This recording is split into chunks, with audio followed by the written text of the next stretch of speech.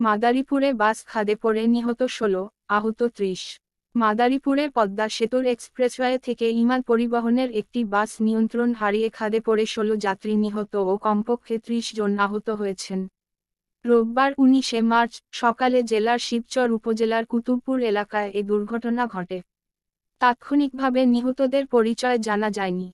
স্থানীয়দের বরাতে শিবচর হাইওয়ে পুলিশের ভারপ্রাপ্ত কর্মকর্তা ওসি আবু নাঈম মো.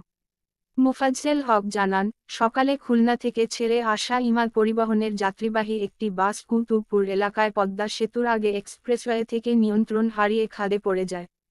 এ সময় বাসটি দুমড়ে মুচড়ে যায়। বাসের মধ্যে থেকে ১৪ জন যাত্রীর মরদেহ উদ্ধার করা হয়েছে। হাসপাতালে নেওয়ার পথে আরও ২ জনের মৃত্যু হয়েছে। ওসিআরও জানান, আহত হয়েছেন বহু। হতাহতের সংখ্যা বাড়তে পারে। উদ্ধার কাজ চলছে। বিস্তারিত পরে জানানো হবে।